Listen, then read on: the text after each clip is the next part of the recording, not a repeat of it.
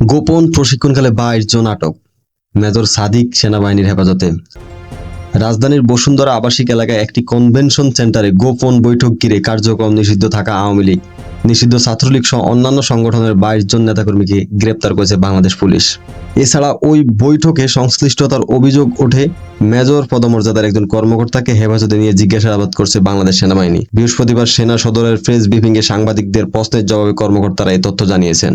এই ঘটনায় রাজধানীর ভাটারা থানায় একটি মামলা করেছে বাংলাদেশ পুলিশ। তাতে বলা হয়েছে, গত 8 জুলাই বসুন্ধরা সংলগ্ন কেবি কনভেনশন সেন্টারে নিষিদ্ধ ছাত্রলীগ একটি গোপন বৈঠকের আয়োজন করে।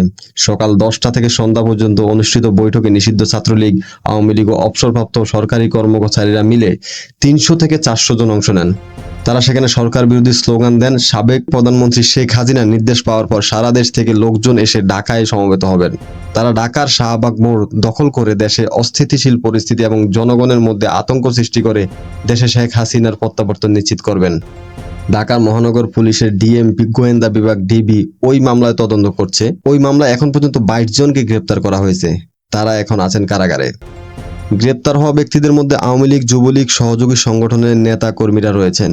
তারা প্রিয় স্বদেশ, অ্যাপ 71, গেরিলা, বঙ্গবন্ধু প্রজন্ম, প্রজন্ম 71, শেখ হাসিনা সহ বিভিন্ন হোয়াটসঅ্যাপ গ্রুপের সদস্য। একটি গোয়েন্দা সংস্থা তদন্ত করে জানতে পেরেছে, ক্ষমতাচ্যুত প্রধানমন্ত্রী শেখ হাসিনাকে দেশে ফিরিয়ে আনতে ওই গোপন সভার আয়োজন করা হয়েছিল। গোয়েন্দা সংস্থার প্রতিবেদনের ভিত্তিতে গত 12 জুলাই উত্তরা পশ্চিম থানা এলাকায় একটি বাসা থেকে যুবলীগ নেতা সোহেল রানাকে গ্রেপ্তার করে ভাটারা থানা পুলিশ।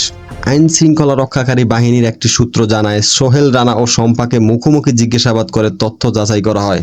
তাদের কাছ থেকে পাওয়া তথ্যের ভিত্তিতে ওই বৈঠকে অংশ নেওয়া মেজর সাদিকুল হক ওরফে মেজর সাদিককে হেফাজতে নেওয়া হয়। ওই ব্রিফিংয়ে সেনাবাহিনীর মিলিটারি অপারেশন পরিচালক ব্রিগেডিয়ার জেনারেল মোহাম্মদ নাজিম উদ্দৌলা জানান, এরকম ঘটনা জানার পরে সেনাবাহিনীর হেফাজতেই আছেন। তদন্ত চলমান।